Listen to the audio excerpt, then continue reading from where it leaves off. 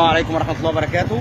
دلوقتي حضراتكم احنا عند احد الاندية العربية في شارع تركي آل شيخ ميدان الساعة، وده اللي ورايا كوبري صن داونز. واحنا دلوقتي عند احد الاندية العربية، وادي البوابة الاولى تم افتتاحها 2007 باسم وليد الكارتي. رجعوا الساعات، رجعوا الساعات، رجعوا الساعات. معلش انا اسف. ودلوقتي احنا عند صنع احد الانديه العربيه.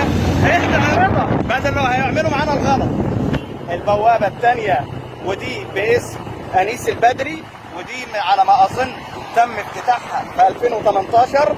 احنا دلوقتي داخلين على بوابه انيس البدري. اضرب يا بدري، رجعوا الساعات، رجعوا الساعات. طبعا احنا عند سور احد الانديه العربيه، وده شارع تركي آل شيخ العمومي، وداخلين على البوابه الثالثه. والبوابه الثالثه دي على ما اظن هي كانت المفروض الخامسه وباسم بكماني، بس للاسف هي بقت الثالثه باسم بكماني. ان شاء الله يعملوا بوابه رابعه وخامسه. رجعوا الساعات، رجعوا الساعات. اجري انت ومسكون هيعملوا على كل لازم. وانا بناشد مجلس اداره الاهلي بقياده محمود الخطيب يعمل لنا بوابه باسم جهاد الغزالي، وبوابه باسم مرتضى منصور، وبوابه باسم عبد الله السعيد، ويا سلام لو حتى فتحه صغيره كده او شباك باسم هشام عاشور.